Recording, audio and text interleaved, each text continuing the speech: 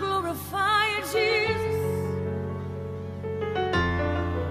Magnify you, Lord. You're worthy of the glory, Lord. The kingdom of heaven is at hand.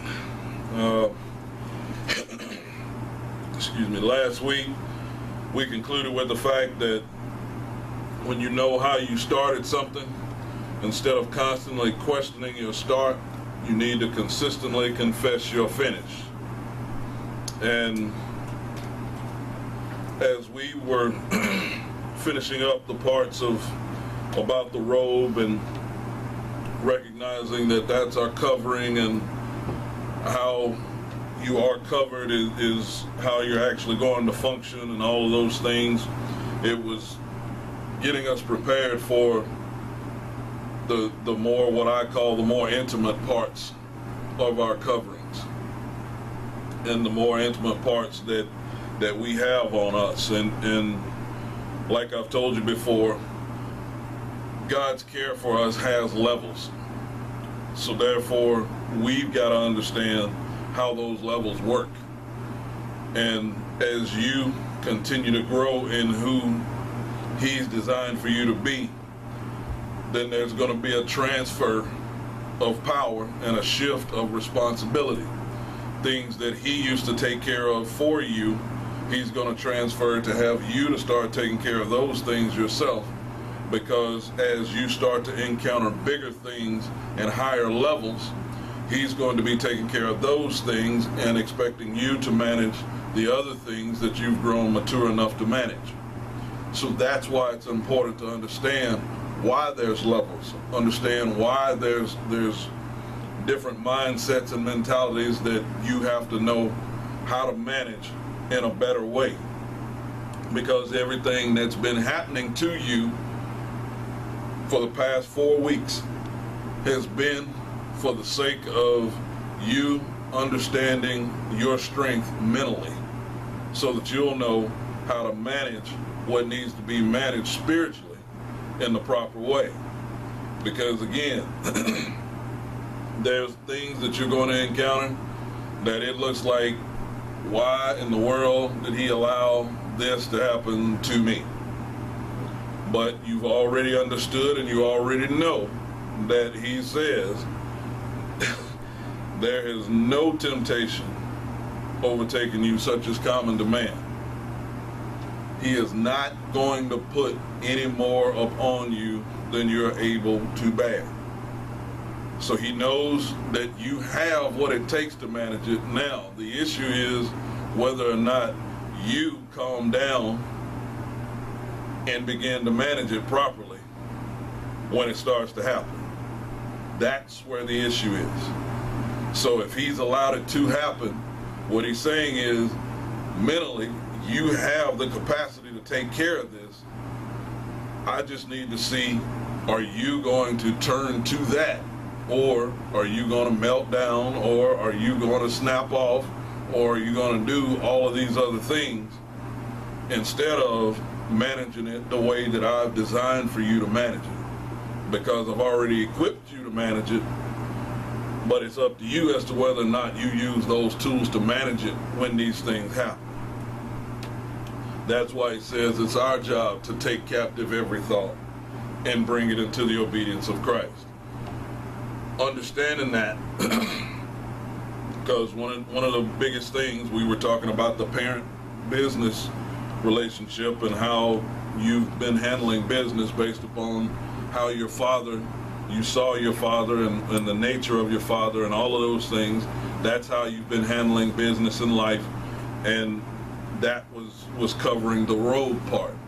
Now we're going into the garments, and in the garments, we're still going to be looking at the parent and the child, but we're going to be looking at it with a little different twist, because every relationship that you're involved in requires for you to invest your identity into it.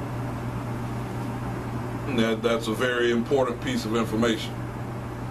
Every relationship that you're involved in requires for you to invest your identity into it. Now, that's been going on the whole time.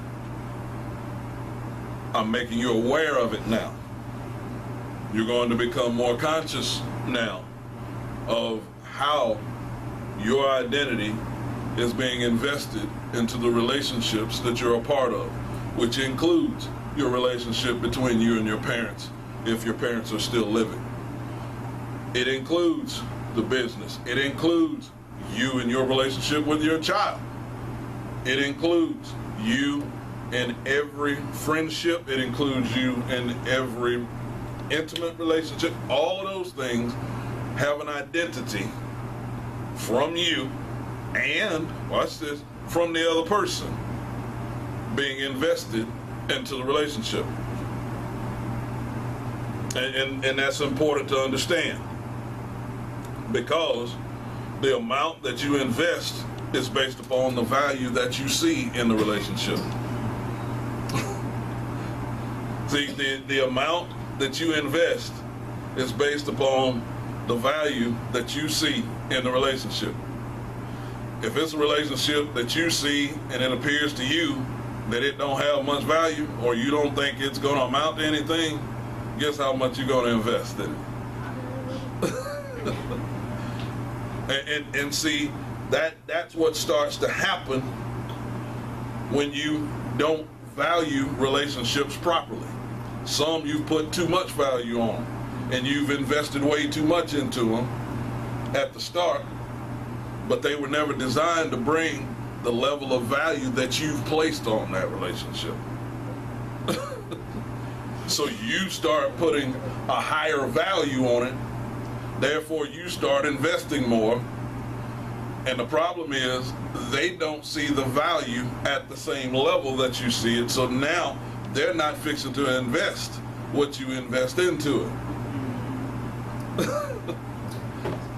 So to them, they're like, yeah, I'm gonna kick back on Easy Street, because they're putting all of this into it. Oh, this is a good relationship for me, because they're looking at, watch this, your value. They're looking at your value, and they're looking at what you're investing into it. So once they see that, oh, they must really like me, that they don't understand why you're doing what you're doing, all they know is they see what you're doing. See, that's where you've been having dilemmas. That's why jobs keep asking you to do more. Because in your head, you've got a purpose for why you're doing what you're doing, but they don't understand the value that you place on it. They don't know why. All they know is, hey, this person is coming in doing a whole lot more than anybody else. So since they're getting it done, well, let me just give them some more. Because before, we didn't have anybody, watch this, that could even do what they're doing. So now, since we didn't have anybody before that could do what they're doing, we got somebody that can do it, so that means it can be done. So let's just see, watch this, how much can get done by this one person.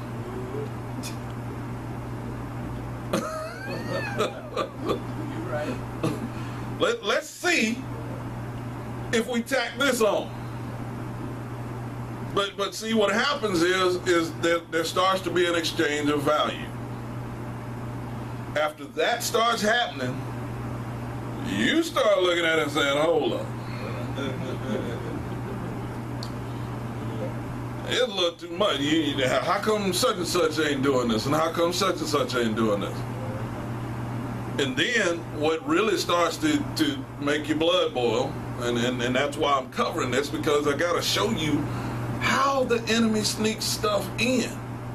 So your blood starts boiling because why they keep pushing all this on me, and then watch this, and then try to hold me accountable for all the extra that I'm doing, but they won't even hold them accountable for what they should have been doing in the first place. So now I've got to reevaluate my value. I got to reevaluate the value that I have on this relationship, because whether it's business, because let's be truthful, you've had it happen in a boyfriend-girlfriend relationship too. You've had it happen in marriage too. It's happened in all of those things as well. I'm trying to show you a principle.